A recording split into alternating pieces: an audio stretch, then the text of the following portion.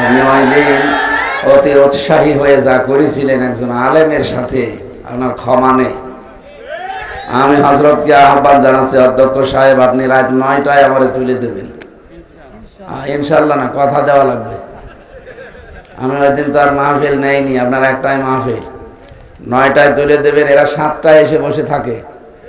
আর আপনার এই মাদ্রাসা, এতিমখানা, হাফিজি মাদ্রাসা, মসজিদ, এদের কারণে তুলতে তুলতে রাত 10টা বাজে। অসুস্থতার পর থেকে তো ডাক্তার বলছে 10টায় ঘুমিয়ে পড়বেন, 10টায় ঘুমিয়ে পড়বেন, নাই কিন্তু আবার ওই রোগ বেড়ে যাবে। আপনারা তো আমার মেরে ফেলা ধান্দায় আছে। জালেমরা তো চেষ্টা করেছিল, পারে নাই, যাই বাঁচিয়ে দিয়েছে আল্লাহ, এখন আপনারা মারি ফেলবে। এটা রেকর্ড হচ্ছে, সারা দেশে ছড়িয়ে দেবেন তো। কালকে যেন আমি শুনতে পাই, যেখানে যেখানে আমার মাহফিল নেওয়া আছে, রাত 10টার ভেতরে যদি শেষ করতে মাহফিল না পারে, আমার এ বছরে নেবেন না। আমি আগে সুস্থ হয়ে নি, রওশনের সাথে মতো আগে শক্তিশালী হয়, তারপরে। ঠিক আছে? বলছেন না, তার মানে মহিলা যে শক্তিশালী না, আপনারা জানেন। আমি ওরকম হতে চাই না। 64 বছরের একজন বৃদ্ধ যুবক আছে আমাদের দেশে, আমিরে জামাত ডাক্তার শফিকুর রহমান। 64 বছর বয়স লোকটা, বলে আমি এখনো যুবক, আমাকে কেউ বুড়ো বলবেন না। আমি ওই রকম অদম্য শক্তি চাচ্ছি, আল্লাহ যেন আমাকে ওনার মতো দ্বীনের জন্য কষ্ট স্বীকার করার তৌফিক এবং সহ্য ধৈর্য দান করে। এটা করে আমার প্রিন্সিপালে বারবার আমিন বলবেন, উনি তুলবে রাত 11টায়। আমি রাত 9টায় উঠতে চাই, যেখানে তুলবেন। এখন 7টায় এশার নামাজ হয়ে যাচ্ছে, সর্বোচ্চ নয় 7:30টায় দ্বিতীয় বক্তা দিলে 8টা, 8:30টায় তুলে দেওয়া যায়। সময়ের ব্যাপারে সেন্সিটিভ থাকা লাগবে। আমাদের কোনো জ্ঞানই নেই। এরা মাগরিবের পর থেকে যদি বসে থাকে, আপনি হিসাব করেন তো, ওদের মাজা না 1-1.5 ঘন্টা 2 ঘন্টা বসে থাকায় তাই কত কষ্ট। এখন এই যে 15-20 মিনিট পরে যদি উঠতে শুরু করে, কি বলবেন এখন? আমি তো উচিত কথা বলে দেবো যে ওর মনে হয় না, থাক, ওইটা বলা যাচ্ছে। এখানে কত মেয়ের বাবা বসে আছে আপনি জানেন? আজকে শুধু মাহফিল শুনতে আসেনি, এরা এসেছে মেয়ের জামাই খুঁজতে। এখন যদি আপনি এই মাহফিলের মোনাজাতের আগে উঠে চলে যান, বলবেন না এর সাথে বিয়ে দিয়ে আমার জীবন নষ্ট করবেন। এই জন্য আপনার কষ্ট হলেও ঘন্টাখানেক থাকবেন ইনশাআল্লাহ। এই মাহফিলের প্রধান অতিথি আপনাদের সাবেক উপজেলা চেয়ারম্যান, নাকি 1 নাম্বার প্রথম শ্রেণীর ঠিকাদার ও সভাপতি স্যার, মানবাধিকার ফাউন্ডেশন গাবতলী বগুড়া, আমাদের বড় ভাই জনাব মোস্তাফিজুর রহমান মিলু ভাই। সহসভাপতির নাম যাদেরকে দিয়েছেন প্রত্যেকটাই হয় অধ্যক্ষ নয় উপাধ্যক্ষ, সহকারী অধ্যাপক। এই আলেমদের মর্যাদার সম্মান কামনা করছে, আল্লাহ যেন দান করে। যত মানুষের নাম দিয়েছেন, এতে একটা একটা করে নাম পড়ে দোয়া করতে গেলে আমার মনে হয় আরো 15 মিনিট যাবে। আমরা সব বাদ দিয়ে দিলাম, একবারে দোয়া করলাম, ওয়ারফা'না লাকা যিকরাক। ও আপনাদের রাগ হয়ে গেছে বলে আমিনও বলছেন না, বলেন আমিন। আলোচনা রেখেছেন মাওলানা হোসেন আহমেদ, মাওলানা আব্দুল মজিদ দামাত বারাকাতুহুমুল আলিয়া।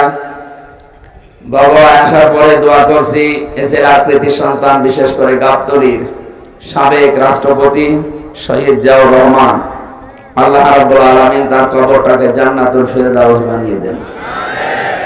এসের আকৃতির সন্তান, তার সন্তান লন্ডনে আছে, এখন আসতে পারে না, আসবে। আল্লাহ সহি সালামতে আমাদের মাঝে আবার যেন ফিরিয়ে দেন। সামনে বসা মুসলমান ভাইরা, পর্দার আড়ালের সম্মানিতা মা এবং বোনেরা, প্রাণ প্রিয় বগুড়াবাসী, এটা কানে লাগছে, আবার সমস্যা হয়ে যাবে। এটা হয় ঘুরিয়ে দেন, না বন্ধ করে দেন। এদিক ঘুরিয়ে দেন, এই ডানের দিকে একটু ঘুরিয়ে দেন। ঠিক আছে, থাক থাক থাক থাক, যান যান যান যান, বসেন বসেন বসেন, ঠিক আছে, থাক। কত বড় চেয়ার দিয়েছে, আমি তো বসে চলে যাচ্ছি। ডাক কিছু লাগবে না, বেশি ঝামেলা করলে মানুষ বলবো যে হিরো আলম। আমার বগুড়াতে তো নাম করা মানুষ না, হিরো আলম। কিসের হিরো নিজেও জানি না। ওর যে চেহারা ছিল তেমনি বলতে নেই, বলেন তো যে চেহারা কি হিরো হওয়ার মতো চেহারা? ভিলেন আলম নাম দেওয়া দরকার, অন্তত ভিলেন হলে ওর একটু মানায়। কথা বলে না কেন? আজকে নাকি 4-5 দিন তার কাছে সংবাদ আসতেছে যে আপনি উপদেষ্টা হন। আমার বিশ্বাস হয় না, তারপরও যখন বলছে হতেও পারে। এদেশে ফারুকের মতো মানুষ যদি উপদেষ্টা হয়, তো হিরো আলম আমার মনে হয় সহকারী হতে পারে। ফারুকের মতো এরকম একজন মানুষ যে সমকামিতা প্রমোট করে, তারে এই দেশে আপনি উপদেষ্টা বানিয়ে দিলেন। ছাত্র জনতা যেভাবে ফুসে উঠেছে, এরা আপনাদেরকে বসিয়েছে, এরা নামাতেও জানে। সুতরাং আমরা আহ্বান জানাচ্ছি, আল্লাহর নিষিদ্ধ কাজ যারা জারি করে সমাজে পরিবারে, তাদেরকে মুসলমানের মাথার উপর থেকে নামিয়ে দেওয়া হোক। কি আমার নিজের কথা না, এটা এদেশের সবার কথা। আমরা এমনি নামাজ রোজা পর্দা পর্দা কম করতে পারি, আল্লাহর বিরুদ্ধে গেলে সে বাবা হলো আমাদের ছাড় নেই। ব্যক্তিগত ভাবে তার সাথে আমার বিরোধ নেই, কিন্তু তার বউটা বলেন তো, সে বউ দিয়ে সারা জীবন যা কামাই করছে, তো হালাল কামাই, বলেন না কেন? এদের পুরাটাই হারাম না? দেহ ছাড়া ওদের কি আছে বলে? কিচ্ছু নেই। হয়তো গোয়ালন্দ ঘাটে অথবা যশোরে মেয়েরা ওপেন গোপনে দেহ ব্যবসা করে, আর এরা সিনেমার পর্দায় যা ঘটায়। পরকীয়া প্রেম কি করে করা লাগে, সমকামিতা প্রমোট করা লাগে, এগুলো তারা সিনেমা বানায় বসে বসে, এগুলো অভিনয় করার বউদেরকে দিয়ে। বলেন নাউজুবিল্লাহ। নবীজি বলেছেন আদ-দাজ্জালু লা ইয়াদখুলুল জান্নাহ। প্রিন্সিপাল সাহেব আছে এখানে, মোজাক্কার দিয়েছেন আল্লাহ। নবীজি বলেন আদ-দাজ্জালু লা ইয়াদখুলুল জান্নাহ। মহিলাকে বলা হয়নি, পুরুষকে। যে পুরুষ তার নিজের মেয়ে, বউ, মা, বোন এদেরকে পর্দার ভেতরে রাখতে পারে না, সেই পুরুষ দাজ্জাল। কথা বলো না কেন? এই হিসাবে ফারুকী সাহেব যে দাজ্জাল, ফতোয়া আর কারো লাগবে? একটা দাজ্জাল মানুষ 96% মুসলমানের মাথার উপরে থাকবে, কোন কারণে বলেন? আশা করছি আমরা খুব তাড়াতাড়ি তাকে যেন নামিয়ে ওই জায়গায় একজন আলেমকে নিয়োগ দেন। সংস্কৃতি ইসলামের ভেতরে নেই তা না, এটা একটা ইবাদত। অনেক ইবাদত আছে সংস্কৃতির ভেতরে, আপনি ওখানে এনে আমার মনে হয় এদেশে যারা নাম করা জ্ঞানী আলেম আছে, প্রসিদ্ধ আলেম আছে, এদেরকে আপনি ওই জায়গায় দায়িত্ব দিন, তাহলে এদেশের মানুষের আপত্তি থাকবে না। সবাইকে নিয়ে আল্লাহর দরবারে আমরা শুকরিয়া জানাচ্ছি, যিনি আমাদেরকে এখনো কথা বলার শক্তি দিয়ে রেখেছেন। জবান খুলে বলেন আলহামদুলিল্লাহ। দরুদ আর সালাম পড়ছি আমাদের নবী মুহাম্মদ রাসূলুল্লাহ সাল্লাল্লাহু আলাইহি ওয়াসাল্লামের প্রতি। কিয়ামতের ময়দান যখন আল্লাহ কায়েম করবে, প্রত্যেকটি মানুষ, একজন প্রতিটি মানুষ, এমনকি যত নবী রাসূল সবাই বলবে ইয়া নাফসি ইয়া নাফসি, হে রব আমাকে বাঁচান। কে বলবে? আমি আমার চিন্তায় আছি, আমাকে বাঁচান। যেদিকে তাকাবে মানুষ সেই দিকে শুধু এই আওয়াজ শুনতে পারবে যে আমাকে বাঁচান, আমাকে বাঁচান। হঠাৎ করে বিশাল ওই কিয়ামতের ময়দানের এক পাশ থেকে আওয়াজ আসবে, রব্বি হাবলি উম্মতি। তিনি বলবেন না যে আমাকে বাঁচান, তিনি বলবেন আমার উম্মতকে বাঁচান। কোন উম্মত? যে উম্মত বিনা ভোটে নির্বাচন করে 15 বছর থাকে, এটা তো উম্মতই না। কেন বললাম বলেন তো? ওরা যে উম্মত না, শুধু বিনা ভোটে নির্বাচন করে ওনারা 15 বছর আছে এই জন্য উম্মত না, তা না। সূরা হজ 78 নম্বর আয়াতের মাঝে আছে, যারা আলেম আছে একটু দেখেন তো। আল্লাহ পাক বলেন হুয়া তাবাকুম ওয়া মা জাআলা আলাইকুম ফিদ-দীনি মিন হারাজ। ইয়াদের প্রথম শব্দ হুয়া জিতাবাকুম। এ জিতেবা মানে নির্বাচিত করা। কি করা? বলেন না কেন? বগুড়াবাসী নির্বাচিত করা হয় যে পদ্ধতিতে, ওই পদ্ধতির বাংলা নাম নির্বাচন। কি এটা ক্লাস চলছে, ওনারা ক্লাস নেয় ওনাদের ছাত্র ছাত্রীদের মাঝে, আর আমার ছাত্র ছাত্রী এই আমার 12 বাপের 13 ছেলে বসা বসে আছে, এক একটা এক এক রকম। নির্বাচিত করা হয় যে পদ্ধতির মাধ্যমে, এখানে যদি পাগলকেও জিজ্ঞাসা করেন সেও বলবে সেই পদ্ধতির নাম নির্বাচন। একটা বিবেক সম্পন্ন মানুষকে যদি বলেন এই 15.5 বছরে কোন নির্বাচন এই দেশে হয়েছে, ও পাগলেও বলবে হয়নি। শয়তানকেও যদি বলেন ও বলবে হয়নি। শয়তানকে জিজ্ঞাসা করে দেখেন। এখন প্রশ্ন আসতে পারে শয়তান পাবো কোথায়? হ্যাঁ আছে, আমি একটা একটা করে কয়েকটা বলছি, গুনাগুন দেখেন তো শয়তান আছে কিনা।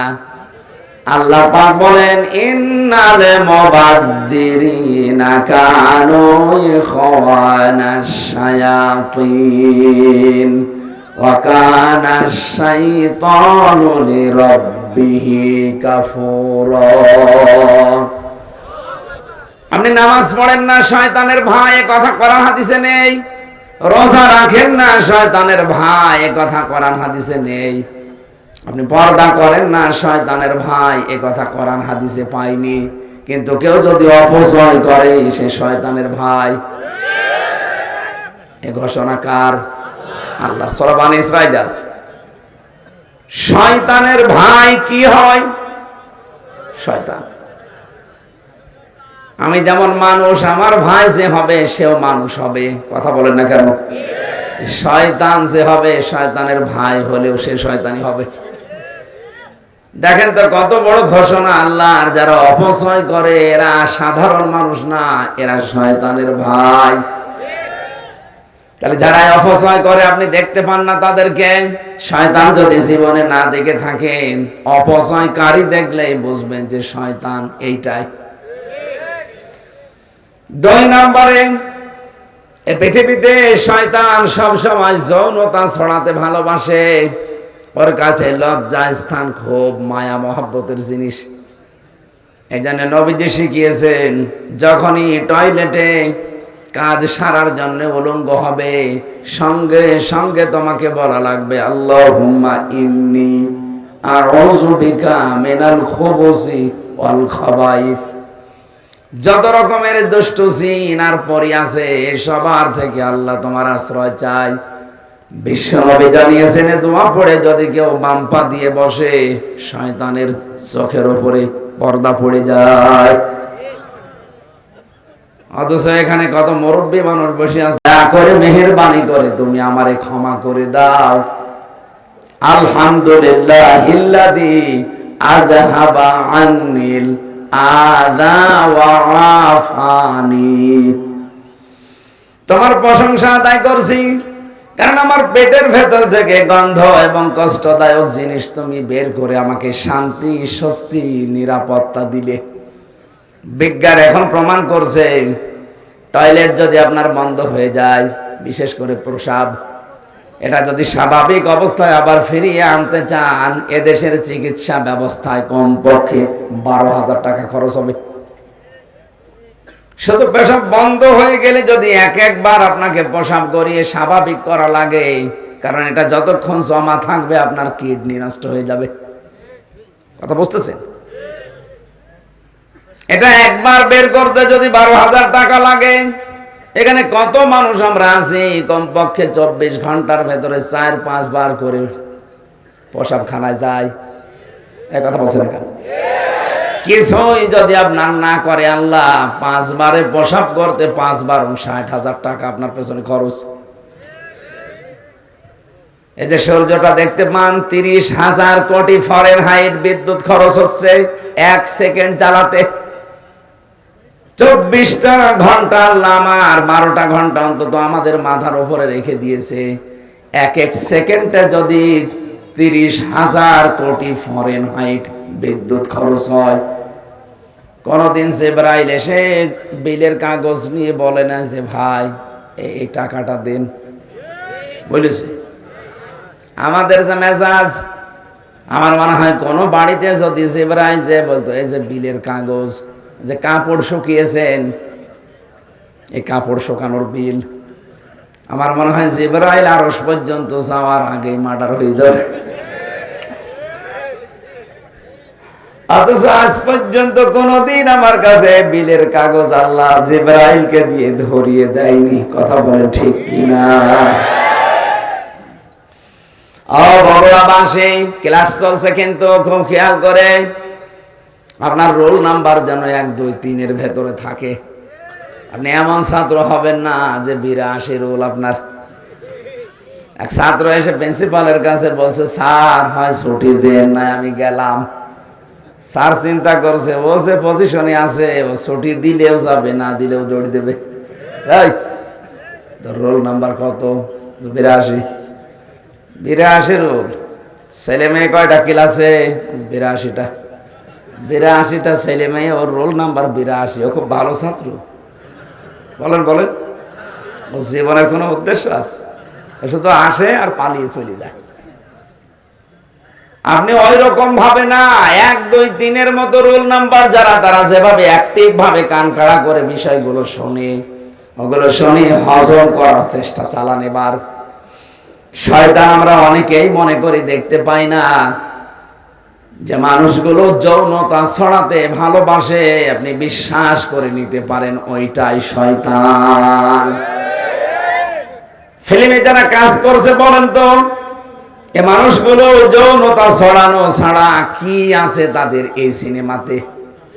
আগেকার সিনেমাগুলো মানুষ দেখতো আর শিক্ষা নিত আর কান্নাকাটি করতো, যে কোনো একটা বিষয় তারা তুলে ধরতো।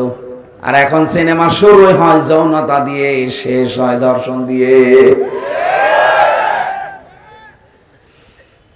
যারা এই জগতের সাথে আছেন, আমার তো মনে হয় মাঝে মাঝে যে তারা তাদের মেয়ে, ছেলে, নাতি এদের কাছে কি হিসাবে বিবেচিত হয়। আপনি মানুষ, হ্যাঁ?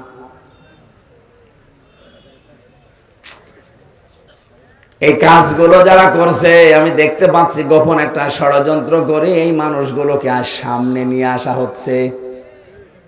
আজকে একটা হিন্দু মহিলা স্ট্যাটাস দিয়েছে, ওর নাম আমি নিতে ঘৃণা করি, নাম নিলাম না, কুষ্টিয়াতে বাড়ি। না, নামটা বলার দরকার নেই। এই মহিলা ঘোষণা দিয়েছে, আপনারা দেখবেন কয়েকদিনের পরে সমকামিতা আনার জন্য নিজেরাই আন্দোলন করবেন। আমরা আপনার মতো অত পয়সা যাইনি, আমাদের রুচিবোধ আছে। আপনি তো মানুষ থেকে বিকৃত হয়ে গেছেন। হ্যাঁ, আল্লাহ আকর্ষণ দিয়েছে নারীর প্রতি পুরুষের, পুরুষের প্রতি নারীর। আপনি পুরা সিস্টেমই আল্লাহর পাল্টিয়ে দিয়েছেন। পুরুষে পুরুষে বিয়ে করবে, মহিলাতে মহিলায় বিয়ে করবে। বলেন নাউজুবিল্লাহ। শয়তান আছে না নেই? কোনটা? যেগুলো বলছি এগুলো হযরতে আদম এবং হাওয়া জান্নাত থেকে বের হয়ে যাক, এটা শয়তানের উদ্দেশ্য ছিল না। ওর উদ্দেশ্য ছিল কি করে আদম আর হাওয়ার লজ্জা স্থান দেখা যায়। এজন্যও জান্নাতের মেন গেটে দাঁড়িয়ে ওয়াজ করেছিল, ওয়াকাসামাহুমা ইন্নী লাকুমা লামিনান নাসিহিন। হে হাওয়া, তোমার স্বামী কোথায়? তাকে বলো আমি আল্লাহর কসম দিয়ে বলছি, আমি তোমাদের হিতাকাঙ্ক্ষী। এই আরামের জায়গায় বেশি দিন আল্লাহ তোমাদের রাখবে না। আমি গোপন ভিত্তিতে সংবাদ পেয়েছি, এখান থেকে তোমাদের আল্লাহ বের করে দেবে। হযরতে হাওয়া আলাইহিস সালাম জিজ্ঞাসা করেছিলেন, কেন বের করে দেবে? যে কেন জানি না, তবে আমি গোপনে শুনেছি আল্লাহ বেশি দিন রাখবে না। ওই যে গাছের কাছে যাওয়া নিষেধ কেন? এইটার কারণে। যদি ওই গাছের কাছে যেতে পারো আর যদি ফলটা খেতে পারো, আমি কথা দিচ্ছি তোমাদেরকে, ওনার ঘোষণা আল্লাহ গোপন ভাবে পরামর্শ করে জানিয়েছে, ইল্লা আন তাকুনা মালাকাইনি আও তাকুনা মিনাল খালিদিন। যদি এই গাছের কাছে যেতে পারো আর ফল খেতে পারো, তোমরা চিরস্থায়ী হয়ে যাবে এই আরামের জান্নাতে। আমি এখান থেকে কয়েকটা শিক্ষা পেয়েছি তাফসিরে হাক্কানিতে। আদম আলাইহিস সালাম বাড়িতে মানে জান্নাতের ওই জায়গায় ছিলেন না, তিনি বাইরে ছিলেন। হাওয়া আলাইহিস সালামকে পেয়ে যে ওয়াজ করছে তার নাম শয়তান। বলেন না কেন? তার মানে শয়তান ওয়াজ করে। শয়তানের ওয়াজের ধরন একটা, প্রথমেই ও কথা বলার আগেই কেঁদে ফেলে। এটা শয়তানের ওয়াজের ধরন। ও জান্নাতের মেইন গেটে দাঁড়িয়ে হযরতে হাওয়াকে যে ওয়াজ করবে কথা বলার আগেই কেঁদে ফেলেছে। হাওয়া আলাইহিস সালাম বলেন, আপনি কাঁদেন কেন? কান্না বন্ধ করেন। কি করবেন করেন। বলছে, না কাঁদি আমার জন্য না, কাঁদি তোমাদের জন্য। আপনি দেখেন আজ দুনিয়াতে, আমার তো নিজের চোখে দেখা, এই দেশে যারা শয়তান ছিল তারা দেখবেন কথা বলার আগেই কেঁদে ফেলতো। আমাকে বেশি বললাম? আমার কেউ নেই বলে আগে কেঁদে ফেলে। তো কেউ নেই, আমরা করবো কি? আমরা কি তোমার বাপকে এনে দিতে পারবো? তোমার ভাইকে এনে দিতে পারবো? তোমার কেউ নেই বলে যে কান্নাকাটি শুরু করো, এ অভ্যাস তো শয়তানের। তুমি কি শয়তান নাকি? তার মানে শয়তানের জার তার ভেতরে আছে। এই জন্য কথা বলার আগে যারা কেঁদে ফেলে বুঝবেন এটা তার অভিনয়। আমার এই জীবনে দেখা ওনার একটা শুধু অভিনয় ছিল না। আগস্টের 5 তারিখের আগে যেই দিন চলে যাবে ওই দিন আর অভিনয় না, ওই দিন সত্যি কেঁদেছে। ওই দিন শুধু কেঁদেছে, বাকি জীবনটাই অভিনয়। কি মুখে যেটা বলতো ওইটা করতো না, যেটা বলতো না ওইটা করতো। সরঞ্জিত বাবু এজন্য বলেছিল বাঘে ধরলে ছাড়ে, উনি ধরলে ছাড়ে না। যে আমার জীবনে আমি নিজে পরীক্ষিত, আমারে যদি কোনো সলিমদ্দি ধরতো খুব বেশি হলো 3 দিনের পর আমি বের হয়ে চলে আসতাম। ধরেছিল তো উনি, কারণ মামলাটা 33 বারের উপরে উঠেছে আদালতে। বলে না, হবে না, পারমিশন লাগবে। লাল কালি দিয়ে উনি নিজে সই করে বলেছে হবে না, যেদিন উনি বলবে সেই দিন হবে। নাই তো সে মামলা দিয়েছে, সাজা লাগিয়ে দিলেও সর্বোচ্চ 3 মাস। কত? আর আমার থাকা লাগলো বিনা কারণে 3 বছর। হযরতে হাওয়া বললেন, আপনি কাঁদবেন না, আপনি ওয়াজ করেন। কি ওয়াজ করতে চান? হাওয়া আলাইহিস সালামের এই যে কথা বলার পরে ও দুর্বলতা খুঁজে পেয়েছে, এই তো আমার কথায় কাজ হবে। ডাক দিয়ে বলেছে, দেখো গোপন ভিত্তিতে সংবাদ পেলাম এই আরামের জায়গায় নাকি তোমাদের রাখা হবে না। মেয়েদের জন্মগত একটা অভ্যাস আছে, ওরা যদি কোনো জায়গায় একবার শান্তি পেয়ে যায় জীবন চলে গেলে ওই জায়গা ছাড়তে চায় না। হ্যাঁ, এটা অভ্যাস ওদের। ওরা যদি পরকীয়া প্রেমে একবার শান্তি পায় 2-3টা বাচ্চা ফেলে তুই আল্লাহর রাস্তায় চলে যাবে, কিছু মনেই করবে না। আপনি দেখেন না মাঝে মাঝে ওরা যেই কাজে একবার শান্তি পেয়ে যায় জীবন চলে গেলেও মান সম্মান, কিসের মান সম্মান, ও গোল্লায় যাক ও যাবেই। এই জন্য একবার যদি মেয়েরা কোন চেয়ারে বসে শান্তি পায়, আপনি কি হবে কি না হবে ওসব ভাবার চিন্তা তাদের নেই। শয়তানের প্রথম টার্গেট ছিল পুরুষ না মহিলা। কেন? যত তাফসীর আমি নিজে পড়েছি, মুফাসসিরিন ইকরাম লিখেছেন শয়তানের চাইতেও চক্রান্তের আকারে মহিলারা এগিয়ে, এরা ভয়ঙ্কর চক্রান্তকারী। এটা আমি বানালাম না, সূরা ইউসুফের ভেতরে আছে 28 নম্বর আয়াত, ইন্না কাইদাকুন্না আযীম। আমি আলেমদেরকে বলছি এখানে আল্লাহ এক বচন দেয়নি, ইন্না কাইদা কুন্না বহু বচন। কি স্যার বহু বচন না? কেন জুলাইখা তো ওখানে একা, আয়াত জুলাইখার নামে নাযিল হচ্ছে। আল্লাহ কেন মাত্র শুধু জুলাইখার নামটা উচ্চারণ করলেন না? আর যদি নাও করবেন তো এক বচন দেবেন, বহু বচন দিলেন কেন? দিয়েছেন এই কারণে কিয়ামত পর্যন্ত পুরুষের ক্ষতিকারক জিনিস যারা, তাদের ভেতরে মহিলা 1 নাম্বার, আর এদের ষড়যন্ত্র বড় ভয়ঙ্কর। এই যে আসিম শব্দ আল্লাহ ব্যবহার করলেন, ইন্না কাইদাকুন্না আযীম। আল্লাহ বলেন এদের চক্রান্ত শুধু একটা না, যুগে যুগে বহু জুলাইখার উত্তরাধিকারী উত্তরসূরি আসবে দুনিয়ায়। ইউসুফের মতো চরিত্রবান মানুষদেরকে তারা জেনার অপবাদ পর্যন্ত দেবে। দেয়নি?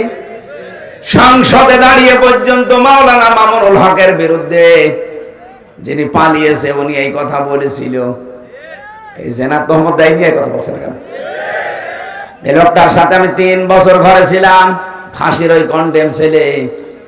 এ মানুষটার যে ইখলাস, তার যে ইবাদত, তার যে চরিত্র যেন নষ্ট না হয়, এজন্য 3টা বিয়ে করেছে সে।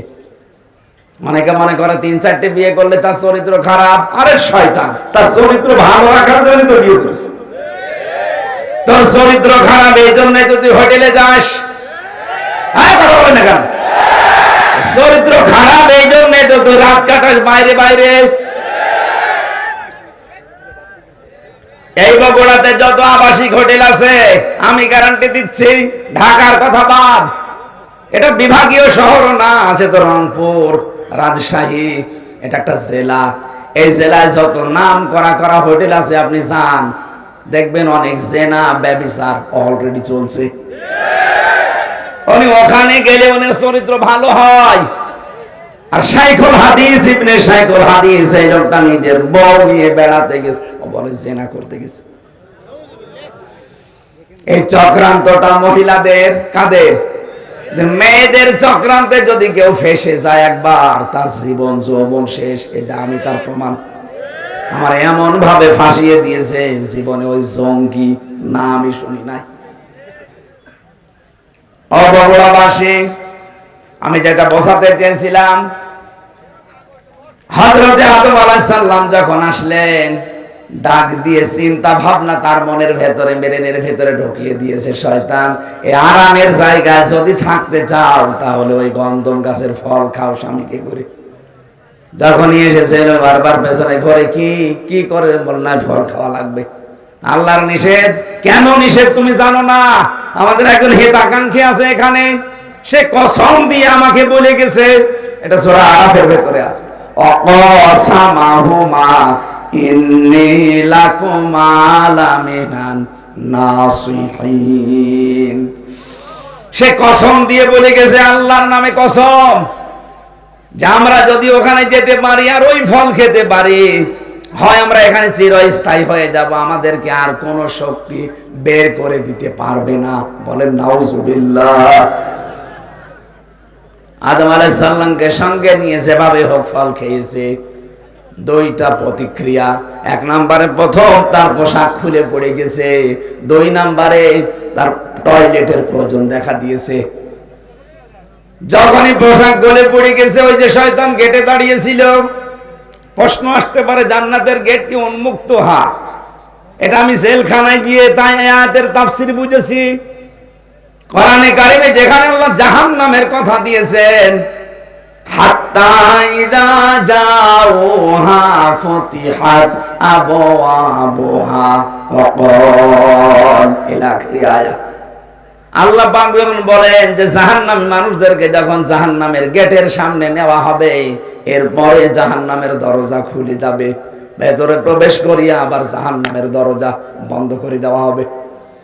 জাহান্নামে গেলেই দরজা বন্ধ, বের হতে চাইলে দরজা যেহেতু বন্ধ, বের হতে পারবে না।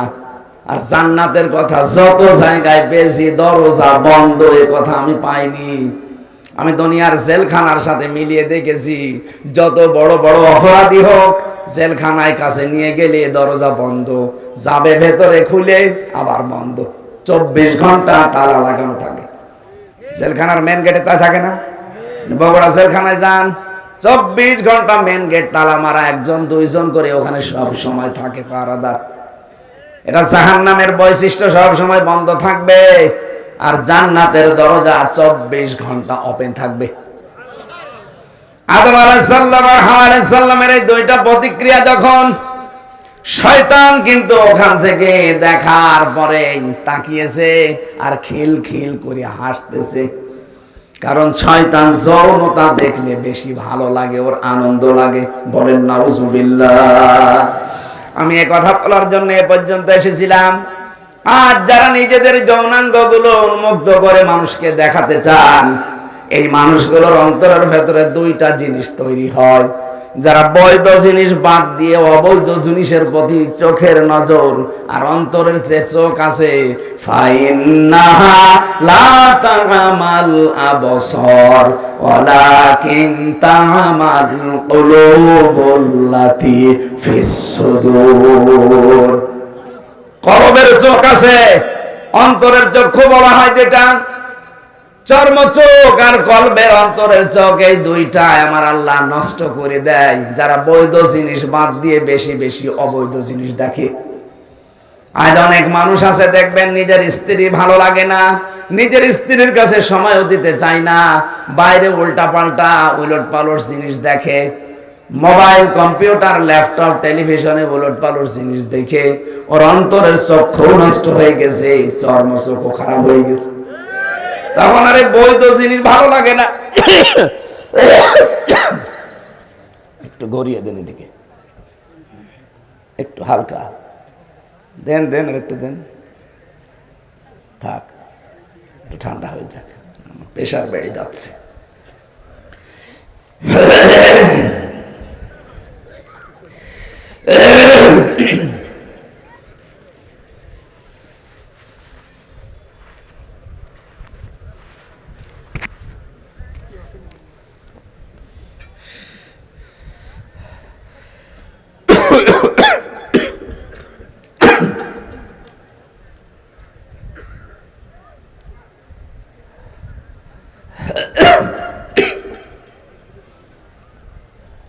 এটা খুলে নেন তো, নেন নেন নেন, খোলেন, এখানে রাখেন। পাতলা জামা গায়ে দেওয়ার দরকার ছিল, ভেতরে ঘামিয়ে একেবারে। না না, তা খালি গলা বসে যাবে।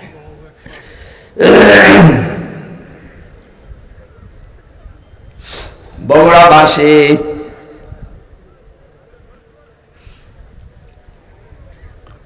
সূরা নূরের 30 নম্বর আয়াত আমার মনে হয় আল্লাহ দুইটা ঔষধ দিয়ে নাজিল করেছেন। যাদের নিজের স্ত্রী ভালো লাগে না, যাদের নিজের স্বামী ভালো লাগে না, পরপুরুষের প্রতি পর নারীর প্রতি আকর্ষণ বেশি, নাকি বগুড়া এগুলো নেই? এগুলো যাদের বেশি তাদের দুইটা ঔষধ বলছি, এখন থেকে কাজে লাগাবেন। আমি নিজে সহ যত পুরুষ মানুষ আজকে এসেছি, আরে ভাই দুনিয়াটাই আমাদের সব না, আমাদের আর একটা জগৎ আছে। কথা বলে না কেন? হিন্দুদের মতো তো বিশ্বাস আমরা করি না যে আর একবার জন্ম নেব না, একবারই শেষ। সুতরাং এখান থেকে যে কোনো কায়দায় চোখ বন্ধ হয়ে গেলে এই যে জীবন বিশাল শুরু হয়ে যাচ্ছে, আর শেষ নেই। ওখানে যে যেন আমরা কেউ ধরা না পড়ি।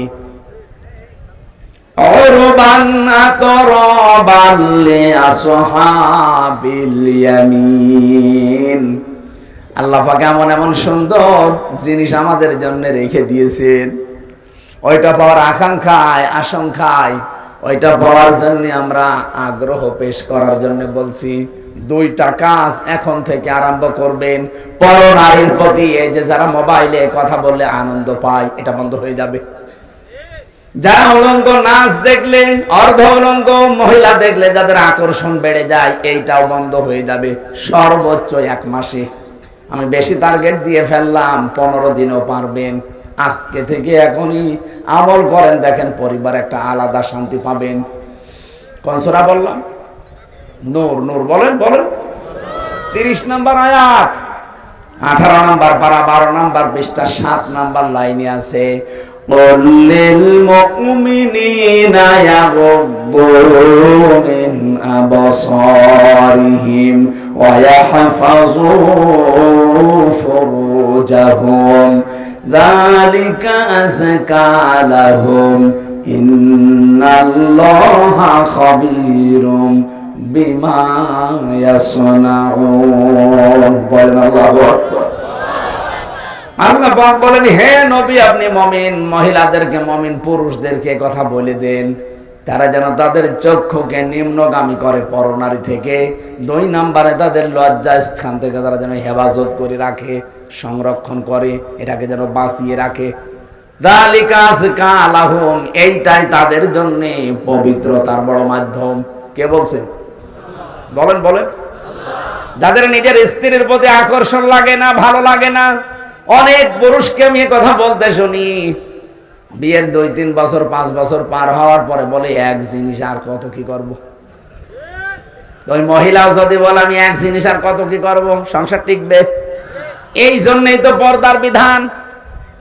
আজকে থেকে বড় নারী মোবাইলে হোক আর সামনাসামনি হোক, 14 জন মহিলা বাদ দিয়ে যাদের সাথে দেখা হবে সঙ্গে সঙ্গে আল্লাহর দিকে তাকিয়ে চক্ষু নিম্নগামী করা লাগবে।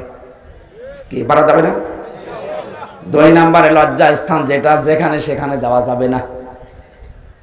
সিদ্ধান্ত নিয়ে যদি আজকে চলতে পারেন, আলাদা নূর একটা অন্তরে আল্লাহ দিয়ে দেবে। তখন নিজের স্ত্রীর প্রতি ভালোবাসা চাহিদা দেখবেন বেড়ে যাচ্ছে দিনের পরে দিন। সর্বোচ্চ 15 দিন করেন, পরকীয়া প্রেম আপনার বন্ধ হতে বাধ্য।